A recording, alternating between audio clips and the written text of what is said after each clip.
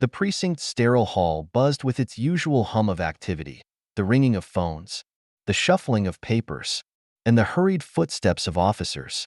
Amid this, a voice, sharp and trembling, cut through the noise. "Get your hands off me!" it echoed down the hall, growing sharper with each syllable. But it was swallowed by the authority of a uniformed officer whose grip only tightened. The fluorescent lights above flickered, as though they, too, bore witness to what shouldn't have been happening. The woman, her face pressed hard against the cold wall, pleaded for reason. But reason had no place here, not today. Not in this moment. "You think you can just walk in here like you own the place?"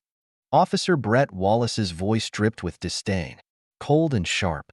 "I've seen your type before, running scams, pretending to be someone you're not."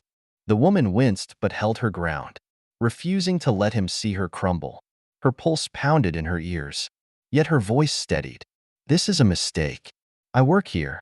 "Shut up," he barked. The words sliced through her protest. "You don't belong here." It wasn't just the words, but the way he spat them out, as though her very presence in this space was offensive. She looked around, praying someone would intervene, but all she saw were turned backs and downcast eyes.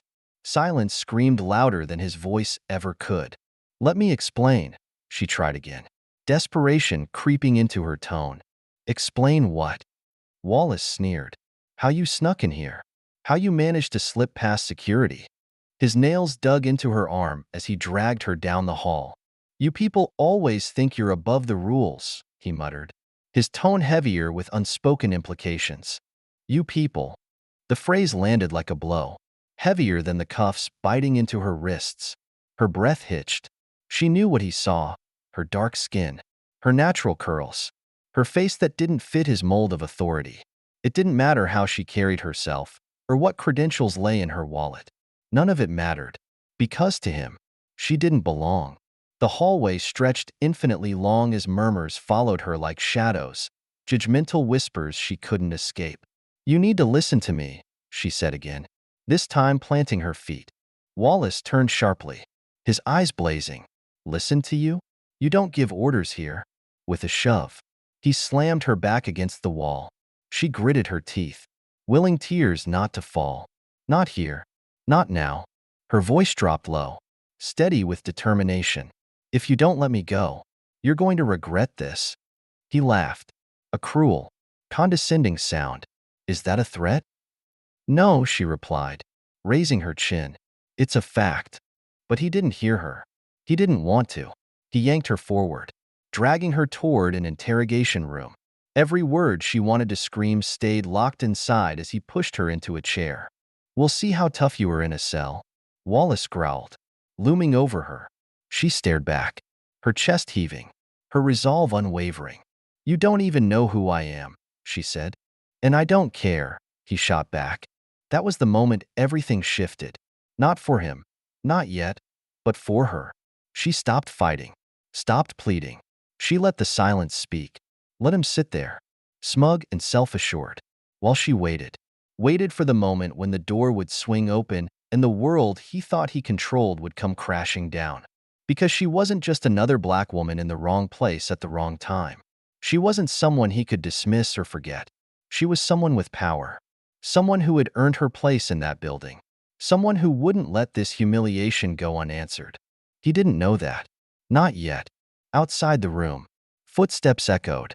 Voices rose. A name was spoken, a name that made Wallace's shoulders stiffen. When the door finally opened, and the truth stepped inside, it wasn't her heart that raced. It was his. Detective Olivia Hayes, the name on everyone's lips, walked into the precinct every morning with her head held high. Her poise was a shield, honed from years of navigating spaces where she wasn't entirely welcome. She'd fought for her position, earned her accolades, and worked twice as hard to command the respect freely given to others. But no amount of confidence could shield her entirely from the looks, the whispers, the undercurrent of doubt.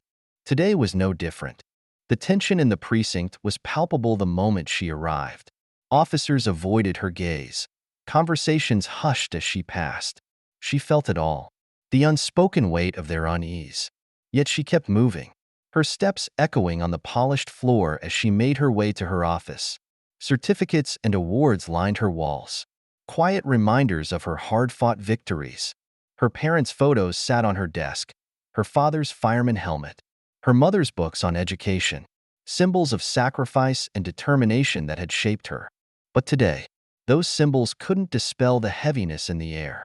An alert about an unauthorized individual in a restricted area had pulled her from her morning routine. By the time she reached the scene, Wallace was already there, barking orders and escalating the situation. Olivia stepped into the room just as Wallace shoved the woman into the chair. Her gaze swept over the scene, the red marks on the woman's wrists, the defiance in her eyes, and the humiliation she tried desperately to hide. Anger simmered beneath Olivia's calm exterior. "Wallace," Olivia said sharply, her voice cutting through the tension. He turned, startled to see her. "Detective Hayes, I've got this under control." "No," Olivia replied, stepping forward. "You don't." For the first time, uncertainty flickered across Wallace's face, but it was brief, replaced by his usual arrogance. "Stay out of this. Take the cuffs off," Olivia ordered, her tone leaving no room for argument. Wallace hesitated, his jaw tightening. "Excuse me?" "You heard me," Olivia said, stepping closer. "Take them off." The room grew silent. All eyes were on Wallace as he reluctantly reached for his keys, his hand trembling.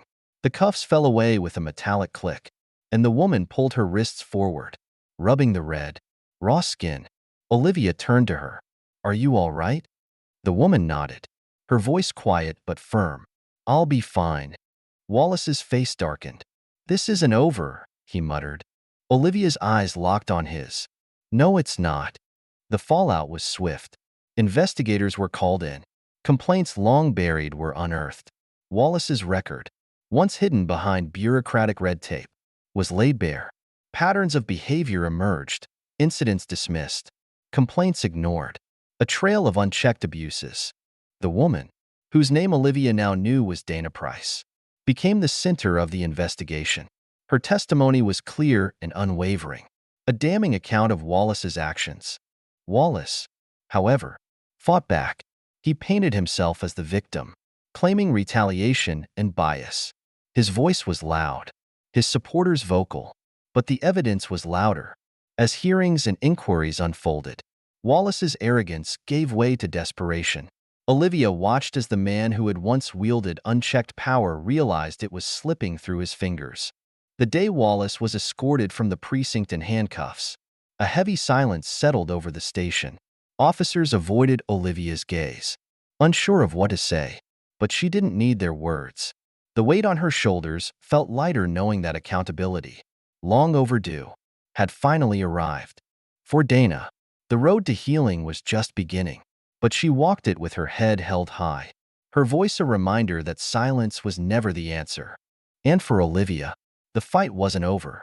The culture that allowed Wallace to thrive wouldn't change overnight, but she was ready to keep pushing, to break down the walls that had protected him and others like him.